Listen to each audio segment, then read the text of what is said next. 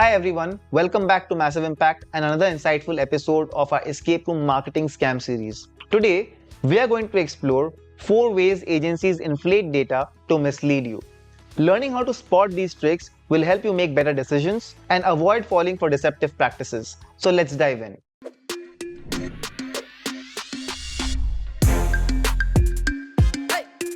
Quick reminder, if you're watching this video before August, our State of the Escape Room Industry Survey 2024 is still happening, and you can participate if you're an escape room owner. Your input is invaluable in helping us understand the industry's landscape. If you're watching after August, don't worry. The survey results might already be out. Either way, you can find the link to participate or view the results in the descriptions below. Now back to the video. 4 ways agencies inflate data to mislead you. How to spot unrealistic claims and manipulated data by marketing agencies. Learn how to differentiate between marketing agencies that claim I will get you a 5x return on ad spend or a 21x return on ad spend and those that can genuinely deliver. Understand how data can be configured and manipulated to present fake results or false results. There are 3 key areas of data manipulation. 1 is website code. It can be configured to pass incorrect or inflated data to your Google Ads or Analytics account. 2, your Google Tag Manager account. Manipulations can be set up here to alter data before it reaches your analytics or ads platform. And 3, your Google Ads settings. Manipulations can be done in the settings of your Google Ads account to create a hallucination of success. Now let's see what it looks like if the website code is manipulated. So right now we are in the backend of our website and we'll basically be opening the code of their booking platform. I'll copy this code. So now we have the entire code here, and as you can see, this is a part of a code that's there in the website, which is technically embedding the booking container on the website. Okay, and in the booking container we can see that if we come down, I know it looks like a little bit of like foreign language, and for non-technical people this can be really scary, but don't worry, I'll explain to you. So this right here is basically, this piece of code is basically triggering the Google Analytics on the website, and from here to here is basically where the booking widget is being embedded. So you can see Off the Couch platform is here and the booking widget is being placed here, right? So once the booking widget is placed here, here is where the data is being passed. Okay, so we can see that this code is actually passing all the event data with as a dynamic value. Okay, if this was not set to a dynamic value, or if you saw something like maybe event value $200 for example, then in that case what would have happened is, whenever a booking was done, $200 as a value would be hard coded into the code. You can really make it out. If the value of a booking is manipulated, then you would see a hard coded number in the data in the code. You can easily make out if the code is manipulated if you look at it on the booking widget and see that the data in the code is manipulated to pass a hard coded value to a platform. Because every booking is different and it is not going to be a static number, then in most cases a static number showing up in a code like this, especially a value figure, it could be like this. It could not have the dollar symbol. It could be like this. It could also state event equals to currency, is currency, it could also be written like this. If in case it was written like this, then you could clearly understand that the value is hard-coded, and that would mean the data is obviously being manipulated.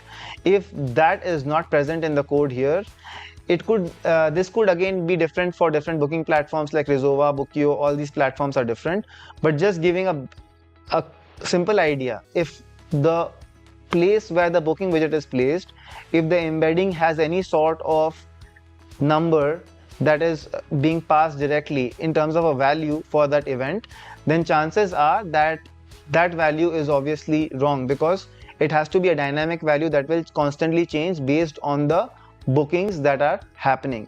Okay, so with that in mind, this is the way a website code can be manipulated. Just an example. Now again, coming here, So now we are in the Google Tag Manager account. So don't get confused again, this is all getting a little bit technical, but it is important for you all to educate yourself, fight through this friction, and get out on the other side where you're able to at least understand what's happening with your business. Okay, you don't need to start writing code, but you can just see some code and try to make some sense from it by just understanding what is written, right? You can even take a piece of code and put it inside ChatGPT and ask it what the code is doing to be able to get better clarity on it. Right now we are living in the world of AI. There's no reason for you all to not know or understand how to differentiate right from wrong. And this is the reason that most marketing agencies are being able to manipulate people so easily, because the lack of education in this industry is pretty alarming. And not only lack of education, but also the ignorance rate at the and amount of people that are just not willing to even learn the basic things of marketing that should prevent them from making bigger and very expensive mistakes in their business is pretty alarming. I have literally seen bigger and very large businesses literally go out of business because of not really understanding or not really educating themselves, and I don't want that to happen to you. So let's say we are in the Google Tag Manager account. You can go to Google Tag Manager by just typing google.com/tag manager. In most cases, your marketing agency should have set up a Google Tag Manager account.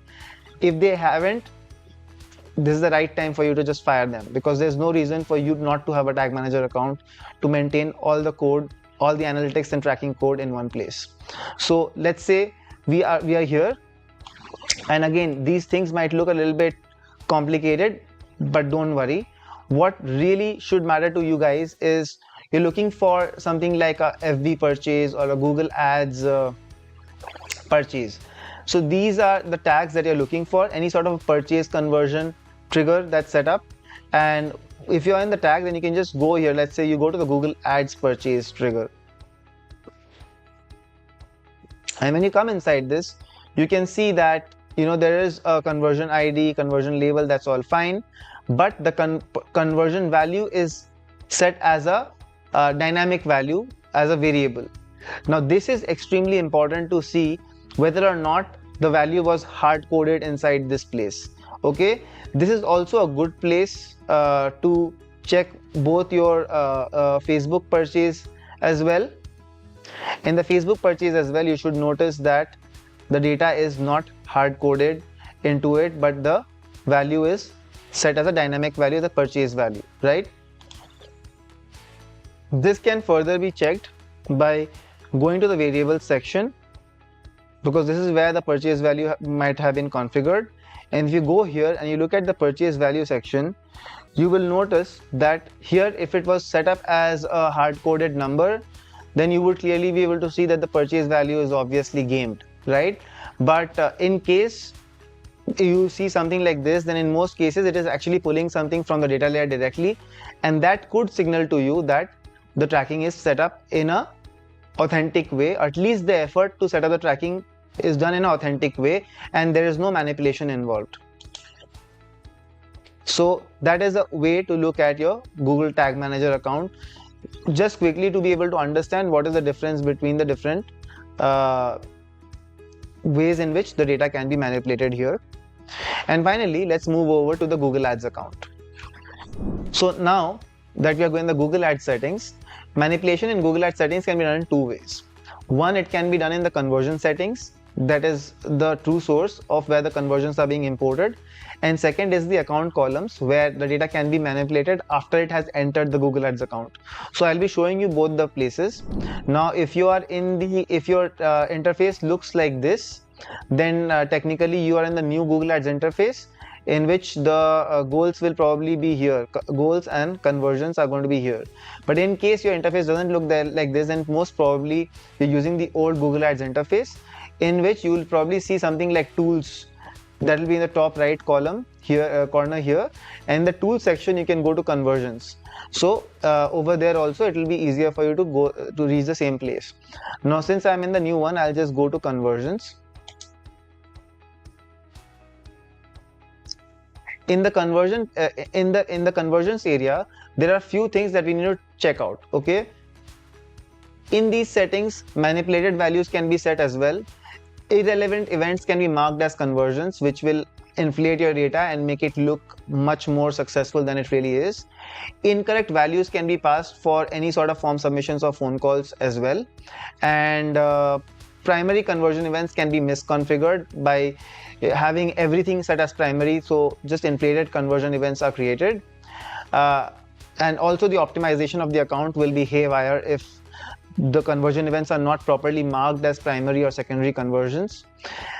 In the light of just trying to understand, make you understand what primary or secondary conversions would mean, there can be different types of conversion actions that could be set as conversion events, like phone calls, form submissions, store visits, website clicks, page visits, anything like that. Okay, but the most important conversion event that you want to see here, that is the purchase booking, okay, which should be there in the purchase section. All right. The second one, there could be a add to basket or add to cart conversion event, begin checkout event, could be a submit lead form event, phone call event, other events and things like that, right? So there can be many different events, but essentially the various ways that can be manipulation can be done is, for example, if you see in the purchase section, there are multiple conversion actions that are in the purchase section. So let me just give you an example of what multiple purchase actions would look like if you could see it. So here we are. This is a different account, just a screenshot of a meeting a client. And we can see that this is the setting of the conversion page. And in the setting of the conversion page, you can clearly see that in the purchase section, there are multiple purchase actions that have been set up. Okay, all of these are passing data to the account. And in the conversion section, we can clearly see that each of these are actually collecting conversions as well, and as well as conversion values. So inevitably, it's not duplicate, it's quadrupled. There are 4 different conversion events that are being created to pass purchases, just to inflate the data and show to the account owner that the better value is being driven by the marketing agency, which is absolutely a very evil practice that's going on in the space, and most people are not aware of it. Now, the first thing that if you feel your marketing agency is doing this is just go to your Google Ads settings and your conversions. Like I said, this is the old interface, and in the tools section, you will find the conversion option, right? So you can go there as well. And when you've come to this page, you should see only a single event under purchases. Now that is not always going to be the case, because sometimes a marketing agency can set up tracking in 2 ways. Like they can send it directly to Google Ads from your event, or they can send the event to Google Analytics and from there import it. So for example, you can see in the screen, the conversion source is Google Analytics and this is the website. So there are 2 conversion actions that have been set up. One is directly being sent to from the website, while the other one could have been set up directly to pull conversion events from GA4. This kind of setup could be done to see which source is actually gathering more data, to be able to understand which source you need to stick to as a conversion mechanism. But in this case, this client has been working already with the marketing agency for a very long period of time, and there was no reason for them to have set up 4 conversion events, because they were reporting the total of these events as a purchase, as the number of purchases that they were generating from Google Ads, and also the value, right? Because in the monthly reports, it was clearly mentioned that they were actually generating 50, 60, 70 bookings a month, when in reality, they're actually generating maybe 14, 15, 20 bookings a month from their Google Ads. So that was a clear gamification of the Google Ads account. And also, it's interesting to notice that another event, that is a lead form submission, is set up as a primary conversion event. Previously, I mentioned to you what primary and secondary conversion events are.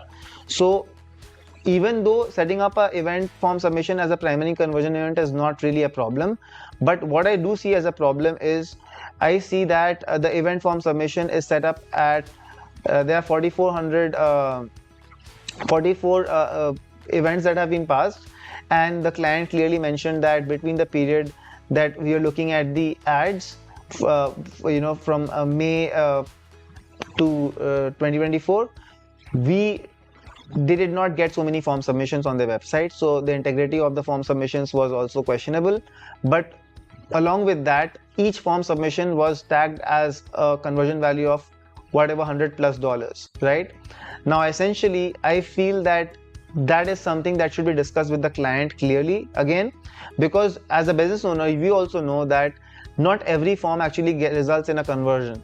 But over time, if we do collect data and we have lots of form coming submissions happening on our website, we can say that approximately maybe 2 out of 10 form submissions, or maybe 2 out of 5 form submissions is what actually converts on the website. And based on that, we can actually get to a true value of each form submission, whether it converts or not. So just to do some quick calculations, let's say your conversion value for an event is $300, okay, and out of every 10 form submissions, you actually get 1 conversion. So technically, you can just divide 300 by 10, that is 30, and that means for every form submission coming in, the value of the form submission, whether irrespective of whether it converted or not, is around $30. Because if you do get 10 form submissions, you're eventually going to be able to make around $300 from it on average, right? So that is how the calculation should be done. So this again is showing the manipulation of some sort of form events. Again, the forms were also questionable, plus this is completely unacceptable to have 4 events and add the total up and report the total as, let's say, 20, 10, 30, 46, 52 bookings, where you only actually got maybe 20 or 16 bookings in that period. So that is something that I wanted to show you. Now I'll just go back to the previous account where I can show you what the other events are, which one should be marked as primary and which one should be marked as secondary conversion events. So now we are back again to this previous account, and inside this account we can clearly see that there's one purchase event that's set up with 195 bookings that generated around $22,000, and the ad account, there's a add to cart that's set up, but this event is not set up as a primary event. It's a secondary conversion event, just to be able to track the number of add to carts that are happening. The begin checkout event is also set up just to show the number of people that are actually initiating the checkout, and maybe a $50 or something is placed as a conversion value just for the sake of it, but it's not really inflating the data of the account because it's set up as a secondary conversion event and it's not attributing towards the purchases or the primary conversions. The next one we have is lead form submission, and the lead form submission we have around 21 forms, but there is no value that's being passed to Google Ads for this submission, so it's set up as 0, but it's still counting the number of lead form submissions and optimizing the campaigns of the account for lead form submissions because it's a primary objective.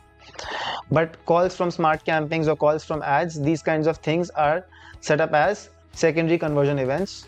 Calls from smart campaigns are set up as primary, however there is no value assigned to it and they're not really accruing any calls from smart campaigns, or even smart campaigns are not being run technically, so this does not matter. But calls from ads is set up as a secondary conversion event, so this 28 conversions is not really attributing to the actual conversion events that's being reported on the account. And GA4, secondary, there could be other events that are set up, but most of them are set up as secondary conversions. So essentially the only main primary conversion that's passing the value to the account is the purchase booking conversion that is set up on this page. So this is going to cover in depth about how the page should look like. So now let me show you how the data can be manipulated. We can, let's say for example, go inside contact form lead form submission. We can click it. There's a place to edit the settings. In the settings, if we don't say don't use values, we can just put an arbitrary value here. Let's say I can put like $500 for example, or whatever, like $100.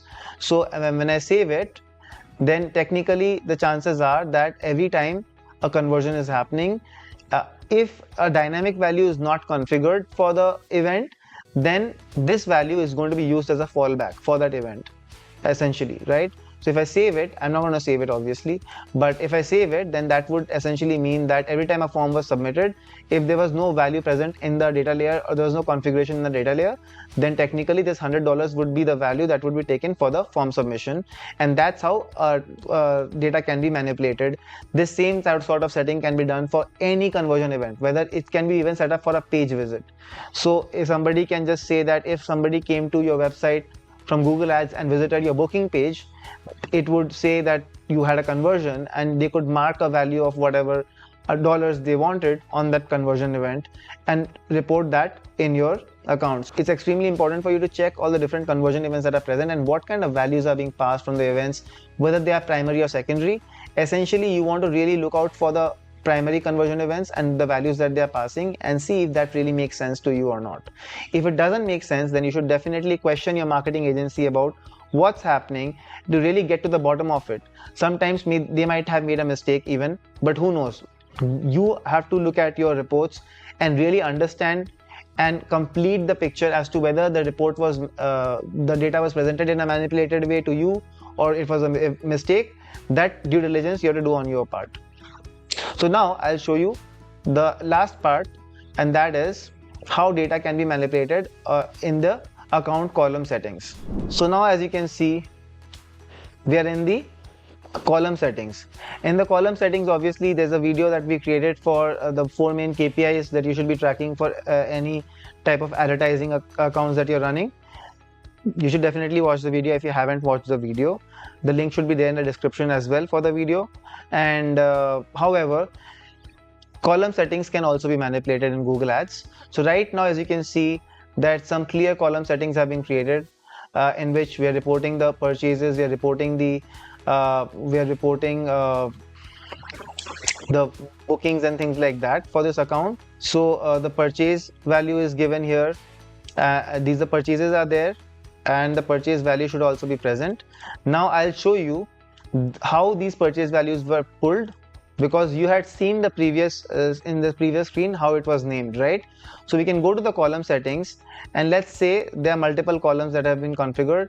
You can go and edit the column settings, and in the column settings there's a section called custom columns. In the custom column sections is where you will find all the different types of custom columns that could be created to manipulate the data, either show the true data or it can be used for manipulation as well. So for example, if I go to purchases, I can see that it is pulling data from conversions SO purchase booking, and that's a single conversion action that has been selected. If I click here in the conversion booking, I can clearly see that SO purchase booking has been selected and no other event is actually added. Okay, you can open all of these, or you can write purchase, or you can write booking here to see if anything else is ticked.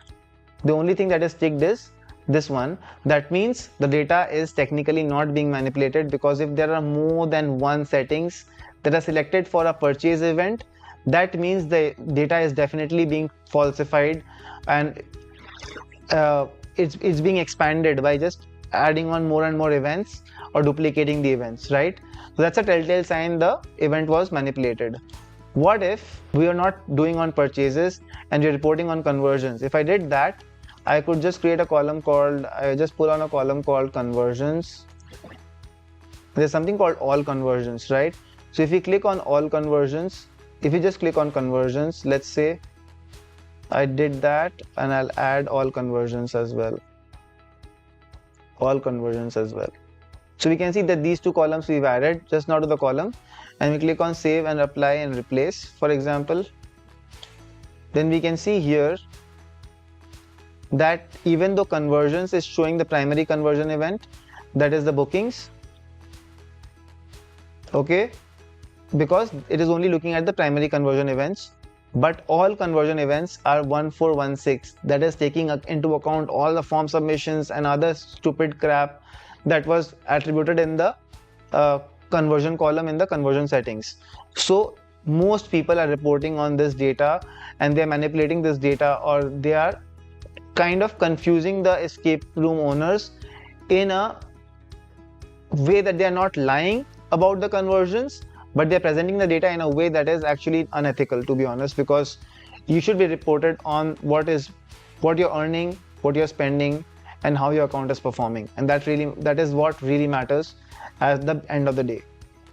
Now that is an example of how data can be manipulated. Now I'll show you one more way data can be manipulated. Okay, if I were to go to the same column settings again, and if I go to custom columns, and let's say take a purchase value column, for example, right? If I took this column for any reason and I did, let's say, into 5. Okay, so what's going to happen is it's going to multiply the purchase value into 5 and report that. Okay, which obviously we don't want to have happen, because that will definitely be manipulating the data. So this is also a way in which data can be manipulated. So that is one of the various ways in which custom data in custom columns can be modified. So that is the various ways in which data in your Google Ads account, in your website, Google Tag Manager can be manipulated and falsified to show you a different picture than what really is. And thanks for tuning into this episode of Escape Room Marketing Scam series on Massive Impact. We hope you found this information helpful and that it empowers you to protect your business from deceptive marketing practices. If you enjoyed this video, don't forget to like, subscribe, and hit the notification bell so you never miss an update. Share your thoughts and questions in the comments below. We'd love to hear from you. And don't miss our next video, launching tomorrow, where I'll show you how to verify and test the integrity of your conversion tracking setup live. I'll show you exactly how you can do your tests and see what kind of values are exactly being passed to your ad accounts. Until next time, keep your marketing honest and your escape rooms thriving. See you in the next video.